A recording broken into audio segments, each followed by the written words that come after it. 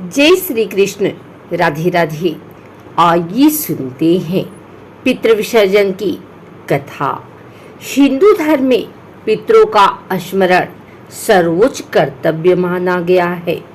हमारे शास्त्र कहते हैं पितृ ऋणम न परिहर्तव्यम, अर्थात पूर्वजों का ऋण कभी चुकाया नहीं जा सकता, परंतु उनकी आत्मा की शांति के लिए श्राद्ध, तर्पण और विसर्जन करना संतान का परम धर्म है। पितृपक्ष के 15 दिन इन्हीं पूर्वजों को याद करने के लिए रखे गए हैं। इन दिनों में रोज पिंडदान और तर्पण करके हम अपने पितरों को जल, तिल और अन्न अर्पित करते हैं। और जब अमावस्या का दिन आता है, जिसे महालय अमावस्या या पितृ विसर्जन कहा जाता है, तो यह पूरे कर्म का अंतिम और सबसे पवित्र चरण होता है। कथा प्रारंभ। पुराणों में कहा गया है कि एक समय युधिष्ठिर ने भगवान श्री कृष्ण से पूछा, हे माधव, पितरों की तृप्ति के लिए कौन सा कर्म सबसे श्रेष्ठ है? श्री कृष्ण ने उत्तर दिया, पितृपक्ष की अमावस्या को किया गया तर्पण और पिंडदान अनंत पुण्य देने वाला है। जो पुत्र, पौत्र या वंशज इस दिन श्रद्धा से पितरों को जल अर्पित करता है, उसके पितृ तृप्त होकर स्वर्ग लोक में जाते हैं और वंशज को आशीर्वाद देते हैं। गंगा अवतरण का प्रसंग। इस दिन गंगा स्नान का विशेष महत्व है। गंगा का अवतरण स्वयं पितृ उद्धार का प्रतीक है। हजारों वर्ष पूर्व राजा सगर के 60,000 पुत्र कपिल मुनि के श्राप से भस्म हो गए थे। उनके उद्धार के लिए राजा भगीरथ ने वर्षों तक कठोर तपस्या की। तपस्या से प्रसन्न होकर गंगा देवी स्वर्ग से पृथ्वी पर उतरी, परंतु उनका तीव्र वेग धरती को नष्ट कर सकता था। इसलिए भगवान शिव ने उन्हें अपनी जटाओं में समेटकर धीरे धीरे पृथ्वी पर छोड़ा। गंगा के पावन जल से स्नान कर और तर्पण करने से सगर पुत्रों को मोक्ष प्राप्त हुआ। तभी से यह परंपरा चली कि पितृ विसर्जन के दिन गंगा या किसी भी पवित्र नदी में स्नान कर तर्पण करने से पितृ तृप्त होकर स्वर्ग प्राप्त करते हैं। राजा कौशिक की कथा।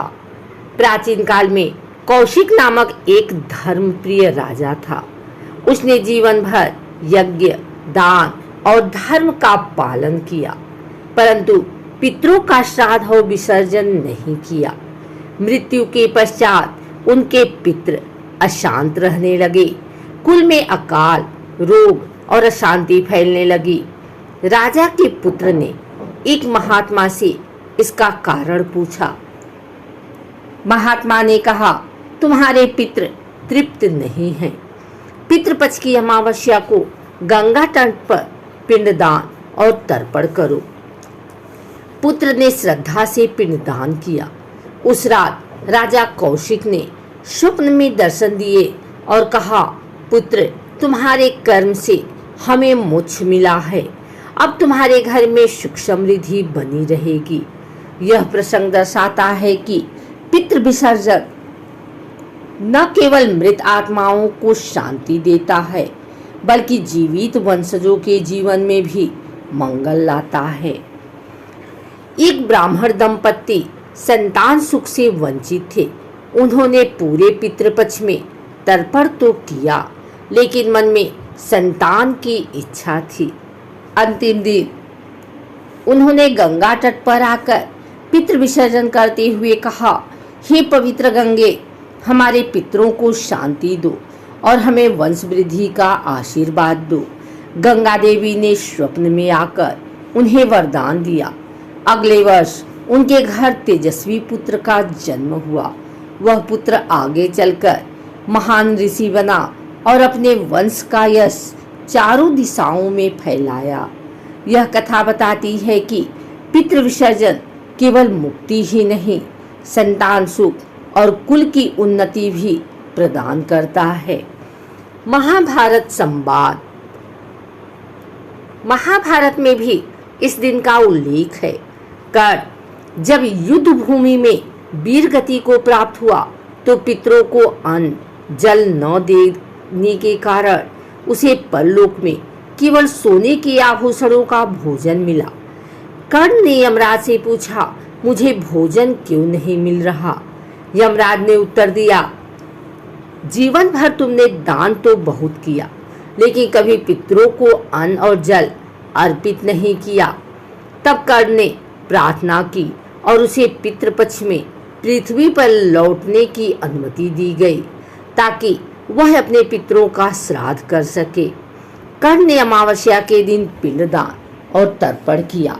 तभी से यह दिन और भी पवित्र माना जाने लगा। विधि विधान का महत्व। पितृ विसर्जन का कर्म सूर्योदय के समय आरंभ होता है। सबसे पहले स्नान कर शुद्ध वस्त्र पहने, कुश घास का आसन बिछाकर पितरों के नाम से पिंड तैयार करें, तिल और जल से तर्पण करें। ध्यान रहे कि यह कार्य पवित्र मन और श्रद्धा से किया जाए। पितरों के नाम जपते हुए जल अर्पित करने से वे तृप्त होते हैं। ओम पितृभ्य सुधा नमः इस मंत्र का 3 बार उच्चारण कर तिलांजलि अर्पित की जाती है। तर्पण के बाद ब्राह्मणों को भोजन कराना, दक्षिणा देना और गरीबों को अन्न वस्त्र दान करना अत्यंत शुभ माना गया है। गरुड़ पुराण में लिखा है, जो मनुष्य इस दिन पितरों को जल अर्पित करता है उसे वही फल प्राप्त होता है जो गंगा स्नान, स्वर्ण दान और 1000 यज्ञ करने से मिलता है। दान में तिल, घी, गुड़, वस्त्र, अन्न और सोना विशेष फल देते हैं। ब्राह्मण को दक्षिणा देकर अपने पितरों के नाम से अन्न का दान करने से पितृ पूरे वर्ष तृप्त रहते हैं। कथा में कहा गया है कि जिस परिवार में पितृ विसर्जन नियम पूर्वक किया जाता है वहाँ संतान सुख, धन धान्य, रोग मुक्ति और मानसिक शांति बनी रहती है। पितृ तृप्त होकर अपने वंशजों की रक्षा करते हैं। जो लोग इस दिन अपने पितरों को याद नहीं करते उनके जीवन में बाधाएं, अचानक रोग और मानसिक अशांति बनी रहती है। पितृ विसर्जन केवल एक धार्मिक कर्म नहीं बल्कि कृतज्ञता का उत्सव है। यह हमें याद दिलाता है कि हमारी जड़ें हमारे पूर्वजों में हैं। उनके बिना हमारा अस्तित्व अधूरा है। जब हम उनके नाम से तर्पण करते हैं तो हम केवल उनका ही नहीं बल्कि पूरे ब्रह्मांड के जीवन चक्र का सम्मान करते हैं। यह थी पितृ विसर्जन की पावन कथा। जो कोई इस कथा को श्रद्धा से सुनता है और अमावस्या के दिन अपने पितरों को तर्पण करता है उसके पितृ तृप्त होकर उसे सुख समृद्धि, संतान सुख और दीर्घायु का आशीर्वाद देते हैं। आइए हम सब अपने पूर्वजों के प्रति कृतज्ञ होकर इस महालय अमावस्या को अर्थपूर्ण बनाएं।